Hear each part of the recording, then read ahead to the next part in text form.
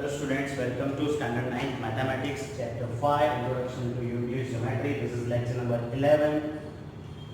So, it is exercise 5.1 continue till question number 5 we have seen in last lecture. This is the question number 6 we have. In the figure, which in this question the figure is given this way. If AC equal to BD, AC equals to BD is given, then we have to prove that AB equal to CD. AB equal to CD we want to prove. So in solution, with the help of this figure, we will do this. Data is just only AC equal to BD it is given. And what to prove? AB equal to CD. This we want to prove. Now proof, we will start with the given AC equal to BD. It is given. Now, from this AC, BC is subtracted, and from this BD also BC is subtracted. Means BC is subtracted from both the sides. So it will be equal only because equals are subtracted from equals, one of the axiom. Then it will be equal. Equals are subtracted from equals. What we have done, both the side BC is subtracted. Now see this in figure. AC minus BC. AC is A to C is whole. Minus BC means if we subtract this BC, what will be remaining? AB. So AC minus BC is AB.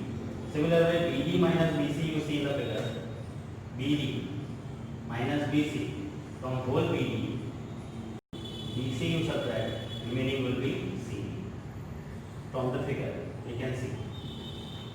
So hence the proof. AB equal to CD was to prove, and it is proved very easy.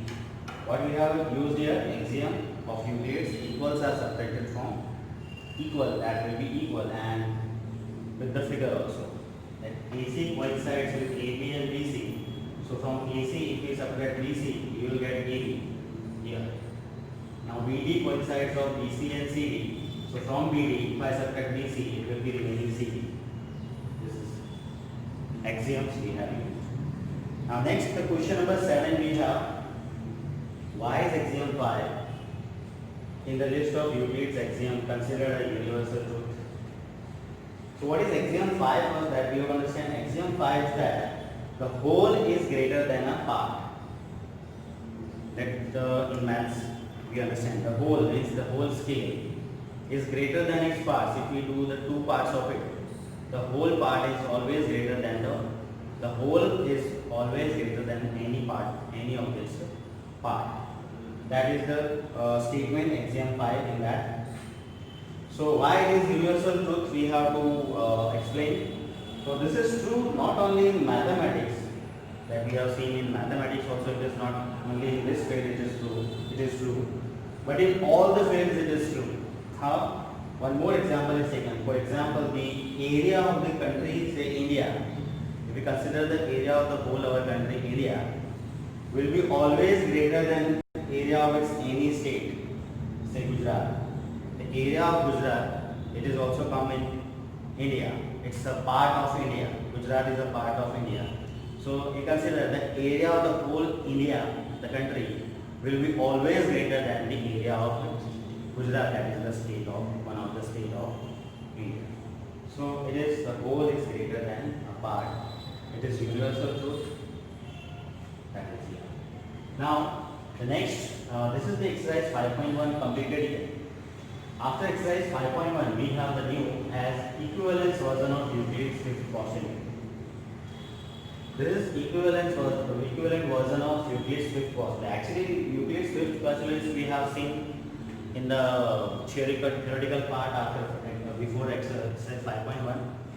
What was that? Recall that if a line falls on two other straight lines, then the interior angles where the sum of two interior angles is less than two right angles, the lines will meet on that side.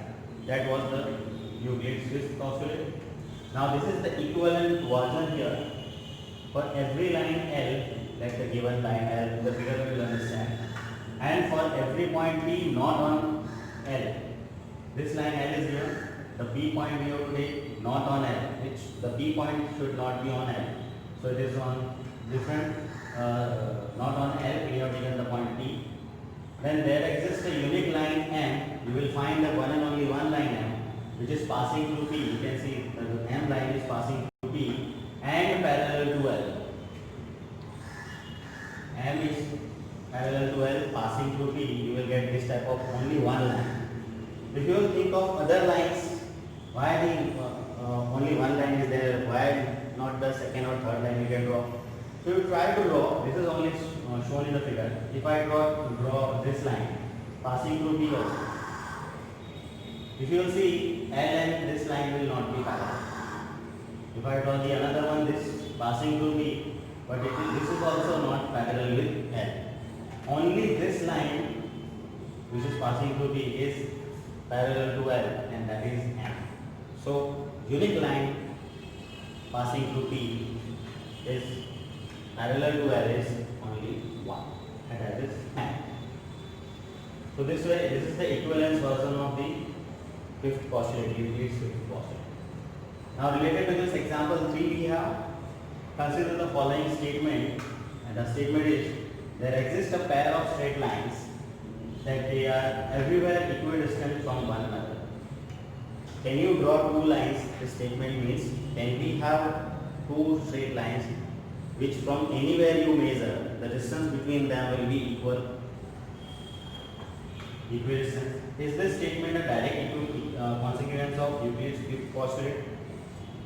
So the statement is a direct consequence of, yes, it is direct consequence of fifth postulate. Equivalence version. This is only the statement says. In these two lines you can understand, you can see that L and M. The distance everywhere, the distance between the 2 points is constant, equidistant, and it is based on the definition of parallel lines. Actually, they are in this question the two lines which they are talking about, they are the parallel lines. So yes, you know that the parallel lines exist. So this is based on the definition of parallel lines, and this is the Euclid's fifth postulate equivalent version based on the statement. Now at the end we have exercise 5.1. Only 2 questions we have in this. First question is, how would you rewrite Euclid's fifth postulate easier way? So there are many ways to write this postulate. Like this is also one of the way, and earlier postulate 5 we have seen that was the long statements where the two lines will intersect. There the interior angles sum will be less than 290 degree, two right angles. This is the second version, and many ways we can write about parallel lines. This the definition gives. So there are many ways we can rewrite the Euclid's fifth postulate. So equivalent and easier version of Euclid's fifth postulate is, I have written one of them, that two parallel lines never intersect each other. This postulate is directing us to this, that two parallel lines never intersect each other. And if the lines are not parallel, they will intersect each other. That way, you can write that also one of the statement easier way of presenting the Euclid's fifth postulate. So one of the statement I have written related to this fifth postulate, and it is easier way. Question number 2. Does Euclid's fifth postulate imply the existence of parallel lines? Explain. From this Euclid's fifth postulate, can we say about parallel lines? So yes, we can say here also we have parallel lines. Yes, if a straight line, again recall the Euclid's fifth postulate. What was that? If a straight line falling on two straight lines. So I have shown here two straight lines on that falling a straight line this way. This straight line is falling on L and M, two straight line, and interior angles are right angles. So then interior angles are these two this side and these two this side. So these interior angles are, if they are right angles. In that it was earlier in the original postulate 5, what was that? If the interior angle less than the sum of two right angles. Here what we are changing somewhat, interior angles are right angle directly. These two angles are right angles, means the sum of these two is as the sum of two right angles. Then these two lines L and M are called parallel lines.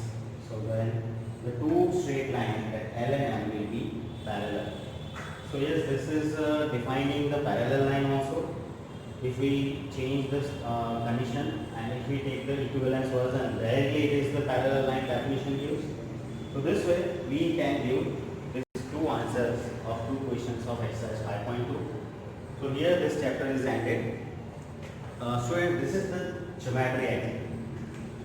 So you can understand that the small things are explained in bigger way, and then also I have shortened it up as possible as I have done. So you are advised to see these videos twice or thrice. In one video, in one time, maybe you will not understand it. But if you see thrice and fourth time or fifth time, you will be able to understand these things, because we have to understand these things. Next coming all chapters of 6th and 7th, all geometry is there. To understand that very well, these concepts we should recall in our mind, and we have to understand it very well. And very easily I have represented. You are also suggested to write it at least 2 or 3 times, and see the videos 2 or 3 times until you are not being confident in the concept. You are advised to see again and again. Thank you.